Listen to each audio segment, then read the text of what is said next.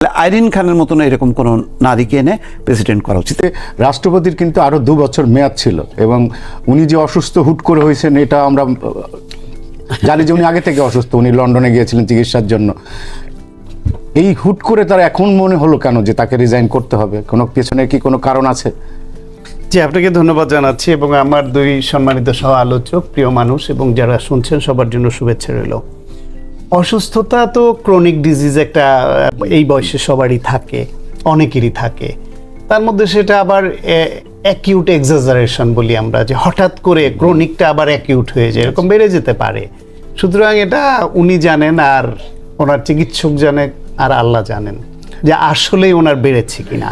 কিন্তু এটাও সত্য যে এই সময় উনি লন্ডনে গিয়ে শেখ হাসিনার সঙ্গে ফোনে কথা বলেছিলেন, এইরকম একটা আলোচনা সংবাদ মাধ্যমে আসলো। একজন সাংবাদিক ভার্চুয়াল মিডিয়ায় লেখার পরে এটা ব্যাপকভাবে আলোড়ন সৃষ্টি করলো এবং এটা নিয়ে সমালোচনা হতে থাকলো। এটাতে একটা মেন্টাল স্ট্রেসও তৈরি করে, ফলে এই মেন্টাল স্ট্রেসও তো তার অসুস্থতাটাকে বাড়িয়ে দিতে পারে।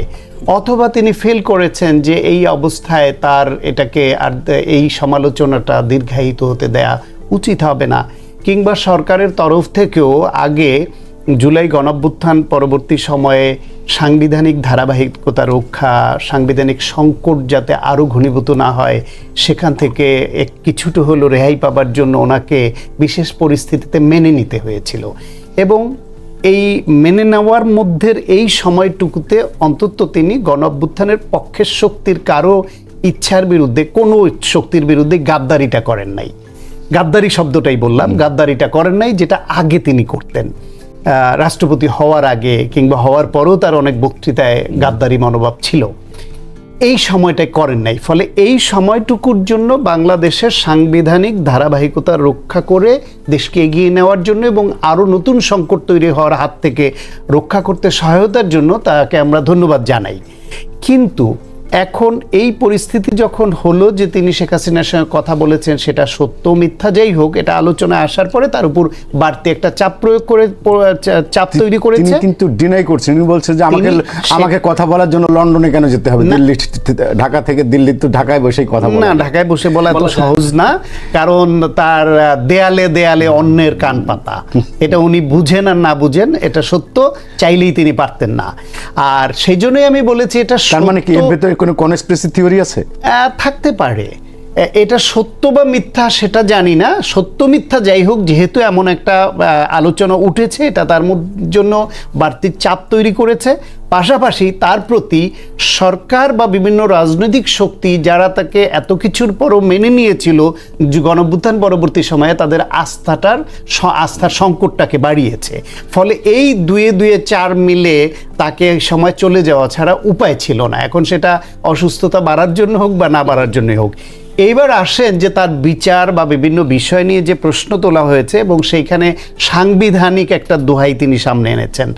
আজকে কিছু সংবিধান বিশেষজ্ঞ বা আইনজীবীর ব্যাখ্যা বিভিন্ন সংবাদ মাধ্যমে পড়ছিলাম এবং তারা মত দিয়েছেন যে 51, 1, 2, 3 সংবিধানের যেই ধারা রাষ্ট্রপতিকে রক্ষা কবচ হিসেবে কাজ করে, এটা শুধুমাত্র রাষ্ট্রপতি পদে থাকাকালীন, মানে চেয়ার যখন তিনি হোল্ড করবেন, এইখান থেকে চলে আসার পরে তার বিরুদ্ধে যে কোনো ফৌজদারি বা যে কোনো আইনানুগ ব্যবস্থা তিনি অপরাধ করলে নেওয়া যাবে।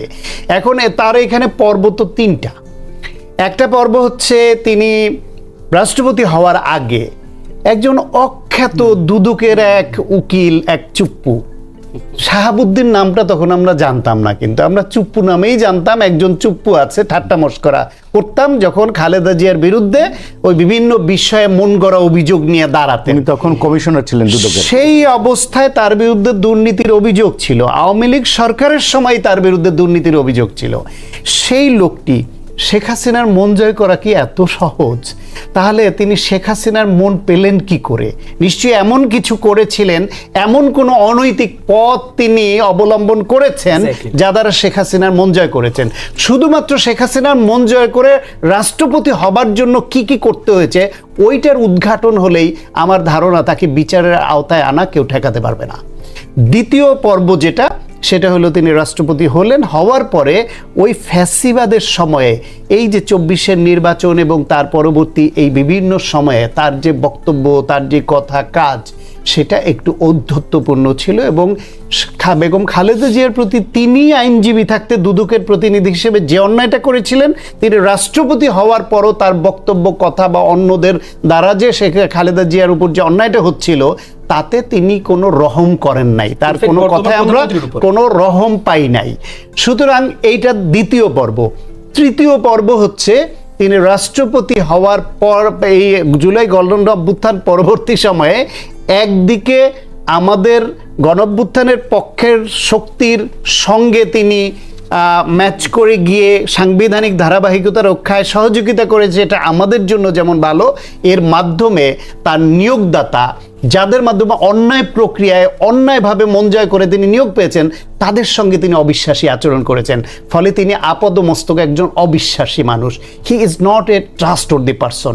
তাই আমরা বলছি যে জুলাই গণঅভ্যুত্থান পরবর্তী সময়ে তিনি রাষ্ট্রের সাংবিধানিক ধারাবাহিকতা রক্ষায় সহযোগিতা করেছেন, কিন্তু শেখ হাসিনা একজন অখ্যাত চুপ্পুকে যেভাবে রাষ্ট্রপতি বানিয়েছিল, শেখ হাসিনা এবং আওয়ামী লীগের সঙ্গে তিনি অবিশ্বাসী আচরণ তো নিঃসন্দেহে করেছেন। ফলে তিনি মানুষ হিসেবে কোনোভাবেই কোনো কোয়ালিটিতে গ্রহণযোগ্য মানুষ হতে পারেন না। তিনি খুবই ফ্লেক্সিবল, সময়ের সঙ্গে তাল মিলিয়ে নিজের স্বার্থ সিদ্ধি করার মানুষ, এটা তিনি পদে পদে প্রমাণ করেছেন। সুতরাং তিনি রাষ্ট্রপতি হওয়ার আগে যদি কোনো অপরাধ করে থাকেন, এমনকি রাষ্ট্রপতি থাকা অবস্থায়ও রাষ্ট্রীয় গুরুত্বপূর্ণ কোনো বিষয়ে রাষ্ট্রবিরোধী কোনো তৎপরতায় লিপ্ত থাকেন, অবশ্যই সেগুলো তদন্ত সাপেক্ষে বিচারের আওতায় আনতে হবে। দিবু ভাই, সেটা হচ্ছে যে এই রাষ্ট্রপতি মানব জমিনের সম্পাদককে বলেছিলেন যে শেখ হাসিনা পদত্যাগ করেননি, এটা নিয়ে খুব একটা বিতর্ক হয়েছিল তত্ত্বাবধায়ক সময়। তারপরে ওনার সঙ্গে গত মে মাসে উনি যখন লন্ডনে গেলেন, টেলিস্টারে দেখলাম যে তার সঙ্গে ফোনালাপ হয়েছিল, এই বিষয়টা সরকার জানতে পেরেছে। তো এই সব কিছু মিলে আপনার কাছে কি কোনো কনস্পিরেসি মনে হয় রাষ্ট্রপতি করছিলেন, যে কারণে সরকার তাকে খুব দ্রুত রিমুভ করলো? আচ্ছা, আমরা আরেকভাবে চিন্তা করতে পারি, কোনো কিছুর তো আমাদের কাছে তথ্য প্রমাণ নাই। আর মানব জমিনের সাথে আসলে এটা সাক্ষাৎকার না, এটা হলো ব্যক্তিগত আলাপচারিতা, সেটাকে উনি মানব জমিন এটা রিপোর্ট করেছে। তো সেটা উনি বলছেন যে উনি তো চলে গেলেন, পদত্যাগপত্র তো আমাকে দিয়ে গেলেন না। হ্যাঁ, তো হয়তো সেটাই ঘটছে, সেটা ব্যক্তিগত আলাপচারিতায় যেটা হয় সেটা উনি সেই এরপর থেকে বোধহয় উনি আর ব্যক্তিগতভাবে আর কাউকে ডাকেননি এই গল্পগুজব করার জন্য। যাই হোক, এখন দুইটা বিষয়, একটা হলো যে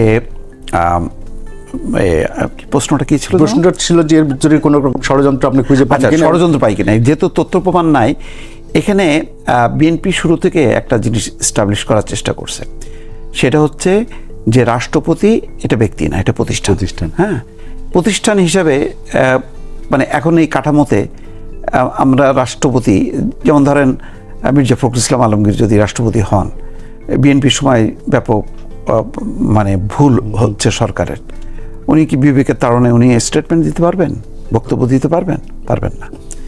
যদি ওইরকম যদি রাষ্ট্র সংস্কার ওনারা যেটা বলেন, রাষ্ট্রপতির যদি একটা ইন্ডিভিজুয়াল থাকে, ক্ষমতা থাকে, পাওয়ার থাকে, তাহলে তছনছ করে দিতে পারে সরকারকে।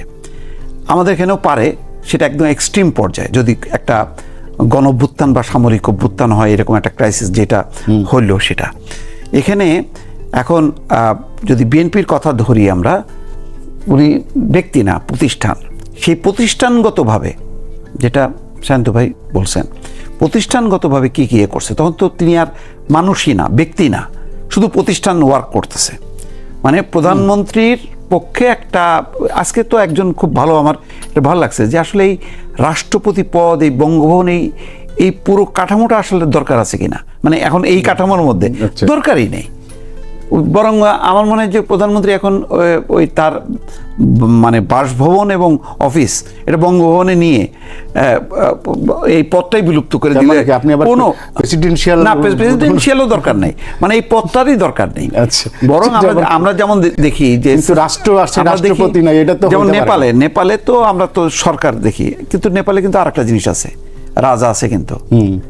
তো ওখানেও কিন্তু গণঅভ্যুত্থান হয়েছে, রাজা কিন্তু বিবেকের তাড়নায় কিন্তু কোনো স্টেটমেন্ট দেননি। কারণ ওই যে রাজার মধ্যেই পড়ে না। এখন প্রেসিডেন্ট ওটা বলতে পারে যখন একে আদালতে উঠবে যে ভাই আমার এতে কোথায়, আমার এই ধারা উপধারায় আমি কোথাও দেখতেছি না যে আমি একটা গণভ্যুত্থানের পক্ষে আমি স্টেটমেন্ট দিতে পারি, বা গণহত্যা হচ্ছে আমি হাসিনাকে হুঁশিয়ার করে দিতে পারি, হয় না। কিন্তু ওটা রিভোল্ট করলে তখন আবার রাষ্ট্রদ্রোহিতার মামলা হয়।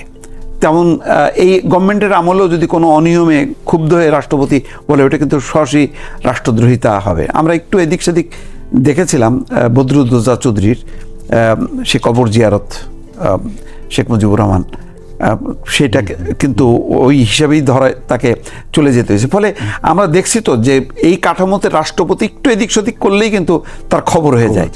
তো সেই কারণে আমরা যদি এই স্বাভাবিকভাবে দেখি যে ধরেন এখন 5ই আগস্ট পরবর্তী একটা বিএনপি সরকার, এই সরকার কেন শেখ হাসিনার দায়টাকে মাথায় রাখবে, কিন্তু আবার এমন একটা অবস্থা করবে না যে এই চুপ্পু তুমি কিন্তু হাসিনার লোক, আমরা একটু অপেক্ষা করতেছিলাম ক্ষমতায় আসার জন্য, এখন ক্ষমতায় আসছি, তুমি বেরো, নতুবা আমরা কিন্তু কালকে কর্মসূচি ডাকলাম, আমরা মব তৈরি করব।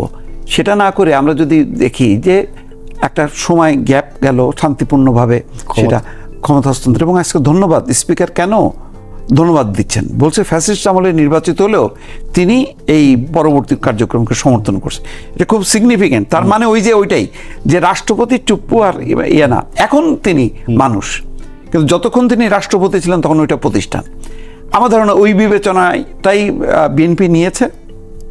এটার পক্ষে হয়তো যুক্তি থাকতে পারে, কিন্তু আমি বললাম যে এখন রাষ্ট্রপতি থাকা অবস্থায় রাষ্ট্রপতির কোনো সংবিধানের কোনো ধারা উপধারা তিনি লঙ্ঘন করছে কিনা সেটা স্বাধীন মালিক আছে না, অন্যান্য সংবিধান বিশেষজ্ঞ আছে, তারা পর্যালোচনা করতে পারে, বিএনপিও তারও আইনজীবীরা আছে, তারা করতে পারে।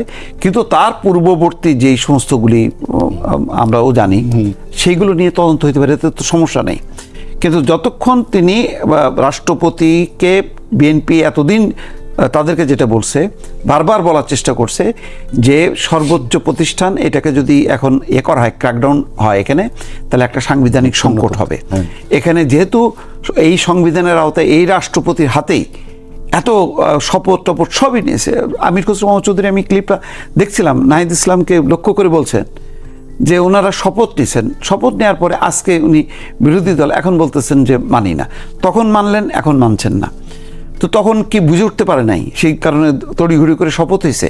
অনেকগুলি প্রশ্ন উঠবে যে তাহলে অন্যায় যদি করে থাকে রাষ্ট্রপতি, তাহলে তার অধীনে যারা যারা শপথ নিয়েছে তাহলে তারাও তো গণ অভ্যুত্থানের সাথে বেইমানি করছে, বিশ্বাসঘাতকতা করছে, তাহলে তারা কেন অন্যায়ের সাথে অভিযুক্ত হবে না? একটার সাথে একটা টান পড়ে আর কি, লিঙ্ক হয়তো। তো ফলে একটা ঘটনা ঘটে গেছে।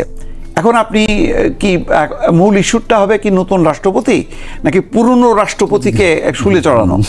পুরনো রাষ্ট্রপতি শুলে চড়ানোর জন্য আব্দুল হামিদও ছিলেন, তো উনিও তো সাবেক রাষ্ট্রপতি হিসেবে উনি কেন দায়িত্ব পালন করলেন না? এরকম ভাবে যদি টানতে থাকেন না, তাহলে দেখা যাবে যে আপনার এই গণমাধ্যমও অভিযুক্ত হবে যে এই গণমাধ্যম সরাসরি গণঅভ্যুত্থানের বিরুদ্ধে করছে। সেই গণঅভ্যুত্থানের পরবর্তী সময় গণঅভ্যুত্থানের নেতারা এসে এখন টকশো করছে না, এই যে উনি আমার সাথে টকশো করছে না, তাহলে এই সময় টিভি কেন বন্ধ হবে না? কেন সে ওই সময়ের আমলে আপনার শেখ হাসিনার আমলে যতগুলি জন্ম নিছে সেগুলি কেন এক রাতের মধ্যে বন্ধ হলো না? প্রশ্ন আসবে আপনার।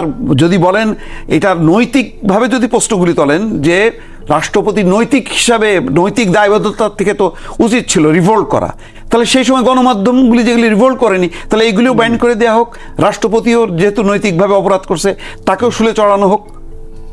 আপনি কোন দিকে যাবেন? কান টানলে মাথা আসবে অনেক। আচ্ছা তাহসিন রিয়াজ, সেটা হচ্ছে যে আপনারা তো তার বিচার চাইছেন এবং মনে করছেন, বলছেন যে উনি দায়িত্বের যখন ছিলেন তার বাইরে উনি অনেক ধরনের কর্মকাণ্ডের সাথে জড়িত ছিলেন, যেগুলোর বিরুদ্ধে ওনার বিরুদ্ধে ফৌজদারি মামলা দায়ের করা যায়।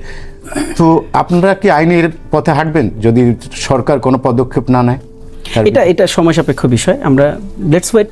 এখন তো আমরা দেখছি উদ্যোগী সরকার, এটা তো সময় দিতে হবে, দেখতে হবে, বুঝতে হবে, এটা প্রপার আন্ডারস্ট্যান্ডিংটা আগে নিতে হবে। ফলে এখানে অনেকগুলো অ্যাসপেক্ট আছে, আর আমরা আইনি পদক্ষেপে যাব কি না এটা তো ম্যাটার অফ মানে একটা collective decision. So we will discuss over the issue. যে দীপু ভাই যে কথাটা বললেন, আমি ওটার উত্তরগুলো দিচ্ছি, আমি অলমোস্ট সবগুলো নোট নিয়েছি। আমি ভাইকে যথেষ্ট শ্রদ্ধা করি, বাট দেখেন এটা আসলে এই ফ্রেমটা আমার কাছে মনে হয় না সঠিক, যে ধরেন সময় টিভি বন্ধ করার ফ্রেমটা। এখন ব্যক্তি যখন অপরাধ করে, তাহলে আপনি প্রধানমন্ত্রী কার্যালয় তো বন্ধ করে দেওয়া উচিত ছিল, সেখানে তো একজন নতুন প্রধানমন্ত্রী বসছে। ফলে এই যে ম্যাটেরিয়ালিস্টিক থিংসগুলো, এটা তো ম্যাটার করে না। ম্যাটার করে হচ্ছে এই ম্যাটেরিয়ালিস্টিক থিংগুলো, স্ট্রাকচারাল থিংগুলো কার দ্বারা পরিচালিত হচ্ছে। এটা ওই গানের মতন, এই উদাহরণটা ইজ ভেরি কমন। মানুষগুলো, হ্যাঁ মানুষ, মানে ধরেন অস্ত্র, সেটা সন্ত্রাসীর হাতে থাকলে একরকম, মানে বেআইনি, সেটা আইন কর্মকর্তাদের হাতে থাকলে আইনি। ফলে এটা একটা স্ট্রাকচারাল ম্যাটার আর কি। ওই স্ট্রাকচারটা কার দ্বারা পরিচালিত হচ্ছে, ওই ইনস্টিটিউশনটা কার দ্বারা পরিচালিত হচ্ছে, অর্গানাইজেশন বা অর্গানটা কার দ্বারা পরিচালিত হচ্ছে। ফলে দেখেন রাষ্ট্রপতির পদত্যাগ চাওয়া আর রাষ্ট্রপতি ভবন বন্ধ করে দেওয়া, তালাবদ্ধ করে দেওয়া, this two are not same, এবং এটা কখনো সেম হবেও না। ফলে রাষ্ট্রপতি, একটা তৎকালীন রাষ্ট্রপতি, এখন যিনি সাবেক, তার যে ভূমিকায় শান্ত ভাই ইতিমধ্যে একদম 3টা খণ্ডিত আলাদা আলাদা অংশে তিনি ব্যাখ্যা করেছেন। সো এই বক্তব্যের বাইরে আমার আসলে নতুন কোনো বক্তব্য নাই। তাকে যে কোনো অ্যাসপেক্টে আপনি করতে পারেন, আপনি আইনের আনতে পারেন। আর আমি যে জিনিসটাকে মোটেও এই জিনিসটাকে রাইট লেন্স মনে করি না রাষ্ট্রপতিকে দেখার, সেটা 5 আগস্টের পর তিনি একজন ফেরেশতাতুল্য মানুষ হয়ে গেছেন। এটা কি দেখেন, এটা হইলো যে ওই ব্যাপারটা কেমন, ব্যাপারটা হচ্ছে যে আপনার তো আর কোনো কিছু করার নাই তখন।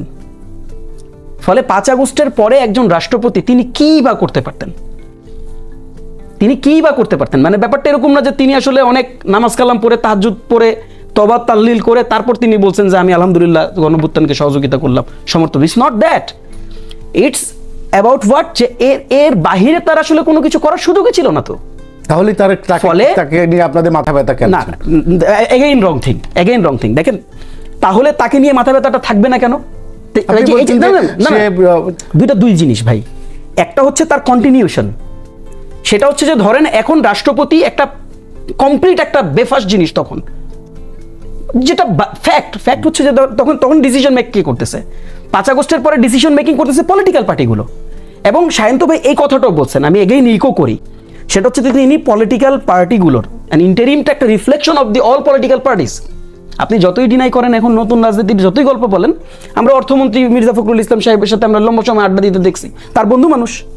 এবং এখানে ক্যাবিনেটে কে কিভাবে গেছে, কার অ্যাসপেক্ট থেকে কিভাবে এটা একটা জায়গায় এসছে, এটা অলমোস্ট নোন টু এভরিওয়ান। ফলে দেখেন ওইখানে এটা আমরা একটা রিফ্লেকশন দেখি, সকল পলিটিক্যাল পার্টির একটা রিফ্লেকশন এখানে আমরা দেখছি, যে ক্যাবিনেটটা তৎকালীন সময় হয়েছে। ফলে রাষ্ট্রপতি তার আর অন্য কোনো প্রসেসে যাওয়ার সুযোগ ছিল না। এখন আপনি আমাকে বলতে পারেন যে তাহলে কি তার সব পূর্বের সব গুনাহ মাফ হয়ে গেছে? ব্যাপারটা এরকম না। ব্যাপারটা হচ্ছে আপনি একটা ফাঁদে পড়ছেন, আপনার এটা এগ্রি করা ছাড়া কোনো উপায় নেই। আপনি এগ্রি করছেন, ইন্টারিম ফাঁদে পড়ছিল। ইন্টারিম না ভাই, রাষ্ট্রপতির কথা বলছি। রাষ্ট্রপতিকে তো জনগণ ফাঁদে ফেলাইলো, তার এই সকল অপকর্মের দায়িত্ব রাষ্ট্রপতি ক্যারি করতেছে না। এখন আমরা কেন আলোচনা করতেছি? বিকজ সে তো ল্যান্ড স্পেন্সার, এটা তো আমরা কেউ অস্বীকার করছি না। ফলে এই আলোচনাটা ভেরি সিম্পল। আমি অন্য জায়গায় অন্য পয়েন্টে কিন্তু একটা কথা বলছি, দীপু ভাই বলছেন যে সাংবিধানিক বাধ্যবাধকতায় তার সে রাষ্ট্রপতি আমাদের দেশে চলে। দেখেন, আমি সরকারের বিরুদ্ধে যাওয়ার কোনো সুযোগ থাকে না। এই যে দেখেন, একই কথাটা আপনি বললেন, সেম কথাটা আমি এতক্ষণ এটাই বলছিলাম। ফলে রাষ্ট্রের বাইরে তার কোনো যাওয়ার সুযোগ না। আলোচনাটা কিন্তু 5 আগস্টের পরের গল্পে না। সায়ন্ত ভাইয়ের আলোচনাটা আরেকবার রিকল করেন, উনি কিন্তু এই কথাটা বলছে। ফলে 5 আগস্টের পরের আলোচনায় তো আমরা দেখছি যে সে আমি ওই যেটাই বলছি, সে কোঅপারেট না করে যাইতোটা কই? আপনি কথাটাই বললেন, উনি এই কথাটাই বললেন। এবার আসেন আরেকটা প্রসঙ্গে আলাপ করি, সেটা কি দেখেন, তৎকালীন সময়ে আমরা যে আলোচনাটা বারবার আনি যে কেন এই রাষ্ট্রপতিকে কন্টিনিউ করলেন আপনারা, এটা তো একটা বিরাট আলোচনা না? দায়টা আসে কার ঘাড়ে? দেখেন, বিএনপিও কিন্তু ক্ষমতায় আসার পর কন্টিনিউশনটা করালো। ফলে এখন অসুস্থতা হলো কিসের? আপনি প্রশ্নটা বারবার করছেন, কনস্পাইরেসি থিওরিটা আসতেছে। ফলে আমরা এটাকে এইভাবে বলতে পারি, হয়তো রাষ্ট্রপতি বিএনপির সাথে অ্যালাইন করতেছিল না, কোনো না কোনো বইতে লেস কোঅপারেশন ছিল, ফলে তাকে অসুস্থ হইতে হয়েছে। রাষ্ট্রপতির পদত্যাগ, প্রধান বিচারপতির পদত্যাগ আমরা এর আগে দেখছি, একজনকে পাগল বানায় বিদায় করে দেওয়া হয়েছিল, সিনহা সাহেবকে। এবার দেখেন, মির্জা ফখরুল ইসলাম সাহেবের খুব চমৎকার একটা ইন্টারভিউ আছে, আপনি এখনও শুনতে পারেন, সেটা হচ্ছে খালেদ মহিউদ্দিনের শোতে। সেখানে তাকে জিজ্ঞেস করা হয়েছিল যে গভর্নমেন্ট ফরমেশনের যে আলাপ আলোচনাগুলো সেটা কিভাবে করা হয়েছে। তিনি স্পষ্ট ভাষায় বলছেন যে আমরা চাইছি যে একটা ইন্টারিম গভর্নমেন্টের ফরমেশনে যাই। ফলে আপনি দেখেন, যখন বিপ্লবটা সংগঠিত হয়ে গেল, তখন কিন্তু সবাই সবার ব্যানারে চলে গেছে। বিপ্লবের আগ পর্যন্ত সবাই বৈষম্য বিরোধী আন্দোলন ব্যানারে ছিল, কারণ অন্য কারো ব্যানার মেলে ধরারই সুযোগ ছিল না। ফলে আমি এটাকে ওই অ্যাঙ্গেলে দেখি না, এই যে যেটা মির্জা ফখরুল বলছেন যে আমরা এই আন্দোলনের সাথে নাই, ভাই এটা তো একটা পলিটিক্যাল স্টেটমেন্ট, আমি এটাকে এই লেন্সে দেখি। ইনফ্যাক্ট আমরা সবাই ফলে যারা এটাকে ওই ভিন্ন খাতে নিতে চায় এটাকে আমি সমর্থন করি না। ফলে দেখেন বৈষম্য বিরোধী, সরি আমি সময় নিচ্ছি একটু, বৈষম্য বিরোধী আন্দোলন যখন সফল হয়ে গেল তখন যে যার ব্যানারে চলে গেল। এখন আমি আপনাকে খুব সরল একটা প্রশ্ন করি, যখন যে যার ব্যানারে এবং হাসিনা নাই তখন বাংলাদেশের সবচেয়ে ক্ষমতাধর দলকে? বিএনপি। সিম্পল কল, আপনি উত্তরটা দিচ্ছেন তো। ফলে দেখেন ওই সময় বিএনপির কাছে যখন পরামর্শ চাওয়া হলো, বিএনপি বলল আমরা একটা ইন্টারিমের ফরম্যাটে যাই। আমরা তখন প্রস্তাব করেছিলাম যে জাতীয় সরকার করবেন কিনা। কিন্তু একটু শেষ করে দিই। তখন আপনাদের সংগঠন যখন বৈষম্য বিরোধী, তারা কিন্তু তখন অনেক পাওয়ারফুল ছিল। সো বিএনপি বড় দল হলো আপনাদের হ্যাঁ দেখেন এটাই হলো, এটাই ফ্রেমটা এটাই যে দেখেন আপনি আমাকে কিভাবে ট্রিট করা হচ্ছে যে আপনি সবচেয়ে পাওয়ারফুল, বলা হচ্ছে কি আপনি সবচেয়ে পাওয়ারফুল, কিন্তু যখন আপনার পাওয়ার এক্সিকিউশনের পয়েন্ট আসতেছে তখন আর আপনার পাওয়ার দেখা যাচ্ছে না। ফলে দেখেন এই ফ্রেমটা ইজ ভেরি মানে রং ফ্রেমিং। আমাদের যদি পাওয়ারই থাকতো তাহলে ওই সময় আমরা পোশাককে সরাই দিতে পারতাম না, পারলাম না তো। আপনার মনে থাকার কথা, আমরা শহীদ মিনারে দাঁড়ায় আমরা প্রথম একদম just after 2 to 3 months letter তখন আমরা সাংবিধানিক সংকট তৈরি হতো। দেখেন তাহলে আমরা তো পারি নাই, মানে আমার যে পাওয়ার কম এটা তো প্রমাণিত হচ্ছে, প্রমাণিত হচ্ছে ভাই, আমি তো পারতাম তখন। আরেকটা ব্যাপার আমি আপনাকে জাস্ট বলে শেষ করি, একদম শেষ, আমি জাস্ট শেষ করে বলি।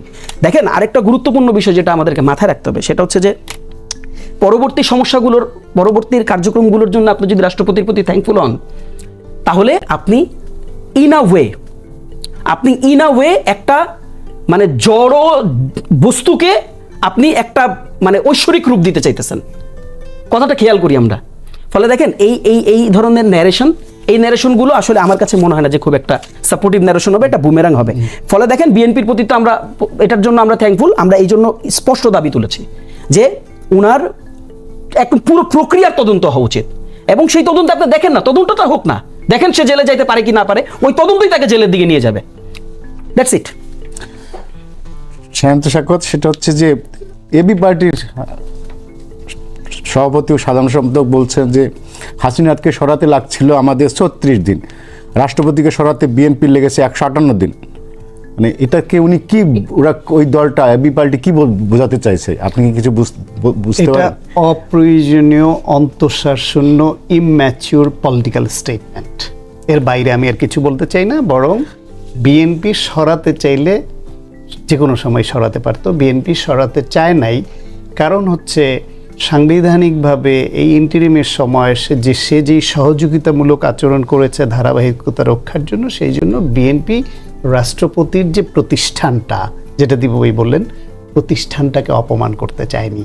এটা হলো মূল কথা। কিন্তু উনি স্বেচ্ছায় চলে গেলে বিএনপি ওনাকে ধরে রাখতো না। এখন ওনার চলে যাওয়ার মতো একটা ক্ষেত্র উনি নিজেই লন্ডন গিয়ে তৈরি করেছেন। এটা হলো মূল কথা।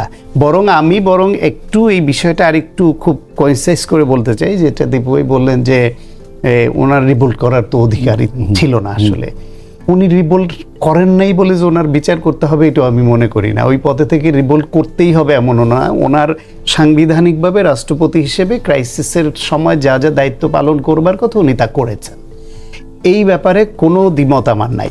কিন্তু তিনি যদি রাষ্ট্রপতি থাকা অবস্থায় কোনো অপরাধ করেন, হোসেন মোহাম্মদ এরশাদ রাষ্ট্রপতি চ্ছিলেন না? তাকে কি বিচার ফেস করতে হয়নি? তাকে জেলে যেতে হয়নি? তাকে মামলা ফেস করতে হয়নি? পৃথিবীর বহু দেশে রাষ্ট্রপতিকে তার ক্ষমতাচ্যুত হওয়ার পরে অথবা ক্ষমতা ছাড়ার পরে, সাবেক হওয়ার পর জেলে যেতে হয়েছে না? সুতরাং উনি যখন ওই পদে যতদিন ছিলেন তখন তাকে 51 1 2 3 তাকে সুরক্ষা দিয়েছে। তিনি এখন আমাদের মতোই একজন, বা আমাদের থেকে একটু উঁচু দরের প্রোটোকল পাওয়া সাবেক রাষ্ট্রপতি। কিন্তু রাষ্ট্রের নাগরিক, অন্য যে কোনো নাগরিক যেমন বিচারের আওতায় আসতে পারবে, উনিও আসতে পারেন। ধরেন উনি রাষ্ট্রপতি হওয়ার আগে, আমি আবার একটু রিপিট করি, উনি যা যা মানে অপবাদ, দুর্নীতির বদনাম, ক্ষমতার অপব্যবহার, যা যা অভিযোগ ওনার বিরুদ্ধে ছিল, তার কোনোটা আওয়ামী লীগের পারপাস সার্ভ করার পরও, শেখ হাসিনার মন জয় করবার পরও আওয়ামী লীগ আমলেই তার বিরুদ্ধে অভিযোগ উঠেছিল। এখন তার সুরাহা তখন চূড়ান্তভাবে হয়নি কেন? কারণ তার আম্মা, জাতীয় আম্মা তখনকার শেখ হাসিনা, তাকে সুরক্ষা দিয়েছে। এখন তো সেই জাতীয় আম্মা পলাতক। তাহলে ওই সময় যদি তিনি কোনো অপরাধ করে থাকেন, রাষ্ট্রপতি হলেই কি সেগুলা সব অ্যাবলিস্ট হয়ে যাবে? সেটার তদন্ত হচ্ছে। তিনি যদি কোনো টাকা পাচারে যুক্ত থাকেন, তার তদন্ত হবে। তিনি যদি কোনো দুর্নীতি করে থাকেন, অপরাধ করে থাকেন, হবে। তিনি যদি খালেদা জিয়াকে বা বিএনপি নেতাদেরকে, বিশেষ করে বেগম খালেদা জিয়াকে কনভিক্টেড করবার জন্য হাসিনা টুলস হয়ে ব্যবহৃত হয়ে থাকেন, তার জন্য তাকে বিচারের আওতায় আনতে হবে। এমনকি রাষ্ট্রপতি থাকা অবস্থায় যদি রাষ্ট্রীয় ক্ষমতার অপব্যবহার করে বা ওই সুরক্ষিত ভবনে তিনি 51-র 1, 2, 3-এর সুরক্ষা নিয়ে কোনো অপকর্ম করে থাকেন, টাকা পাচার করে থাকেন, দুর্নীতি করে থাকেন, তারও এখন তদন্ত হতে হবে। যেই উদাহরণটা আমার দেশেই দিলাম, হোসেন মোহাম্মদ এরশাদ ওনার তুলনায় বা ওনার সরকার বা ওনার শেখ হাসিনার তুলনায় কোন অর্থে খারাপ ছিলেন? সেটাও অবৈধ ছিল, এইটাও অবৈধ। সেও 86-র 88-র নির্বাচনের মাধ্যমে জোর করে ক্ষমতা দখল করেছিল, কিন্তু গণতন্ত্রের আবরণ দিয়েছিল, নির্বাচনের মাধ্যমে এসেছিল। শেখ হাসিনা তাই করেছে। সুতরাং পার্থক্যটা কোথায়? সেই হোসেন মোহাম্মদ এরশাদ যদি বিচারের আওতায় রাষ্ট্রপতি পদ থেকে যাওয়ার পরে যেতে পারে, উনি কেন পারবেন? উনি কোন আইন দ্বারা, বাড়তি আইন দ্বারা সুরক্ষিত? সুতরাং নির্মোহভাবে তদন্ত হওয়া দরকার। তাতে ভবিষ্যতের জন্য একটা মেসেজ তৈরি হবে যে আপনি রাষ্ট্রপতি হওয়া মানে সবকিছুর ঊর্ধ্বে নন। আচ্ছা দীপু ভাই, আমরা একটু নতুন রাষ্ট্রপতি সম্পর্কে কথা বলি। নানা নাম আসছে আমাদের কাছে, কিন্তু রাষ্ট্রপতি তো বিএনপি কয়েকটা টার্মে দেখলাম বিএনপির সব রাষ্ট্রপতি কিন্তু সুখকরভাবে বিদায় নিতে পারেনি। পদটা খুব সেন্সিটিভ। তা আপনার কাছে কি মনে হয় যে বিএনপি কাকে চিন্তা করছে এই পদে, নাকি বাইরে থেকে ইয়াজউদ্দিন স্যারের মতন কাউকে চিন্তা করছে? না, আমার মনে হয় সেই ভুলটা এবার বিএনপি করবে না। এই জন্য দেখলাম যে আজকে মির্জা ফখরুল ইসলাম আলমগীর বলেছেন স্থায়ী কমিটির বৈঠকে সিদ্ধান্ত নেওয়া হবে। ফলে এবারে রাষ্ট্রপতি এই নিয়োগটা খুব গুরুত্বের সঙ্গে বিএনপি নিয়েছে এবং একদম রাজনৈতিকভাবে, দলীয়ভাবে তারা এই সিদ্ধান্তটা নেবে। আমি মনে করি যে এটা সঠিক। এখন এক্সিস্টিং মানে অন্তত 8-10 জন আছে বিএনপির যারা সত্যি মানে যোগ্য এবং দক্ষ এবং তারা দলের প্রতি নিবেদিত।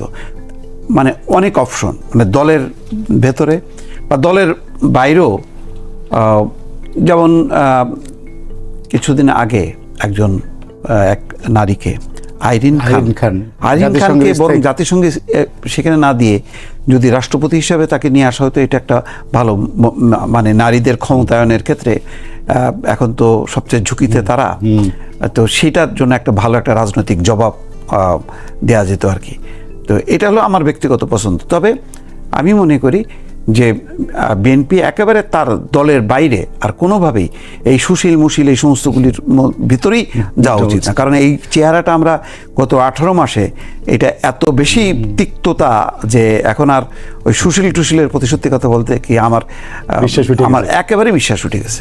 রাজনৈতিকভাবে একদম কমিটেড লোকের বাইরে আলতু ফালতু এই সমস্ত কিছু সুশীলগিরি লোকজন টেনে এনে পরিস্থিতি ঘোলাটে করা, নির্বাচন বিলম্বিত করা, শাসনতান্ত্রিক আর একটা সংকটের দিকে ঠেলে দেওয়ার যে প্রবণতা, একে তো মানে 15, 16, 17 বছর এই জাতি ভুগছে, তার মধ্যে আবার 18 মাস এর সাথে যুক্ত হতে যে সর্বনাশটা হয়েছে অর্থনীতিতে, আইন শৃঙ্খলা, সকল ক্ষেত্রে, সেই জায়গার থেকে একেবারে স্ট্রেট একদম রাজনৈতিকভাবে এটার সিদ্ধান্ত নেওয়া উচিত। এর থেকে কোনোভাবে নড়চড় হওয়া উচিত না। আর যদি এর বাইরেই যাইতে হয় তাহলে আইরিন খানের মতন এরকম কোনো নারীকে এনে প্রেসিডেন্ট করা উচিত। এটা আমার ব্যক্তিগত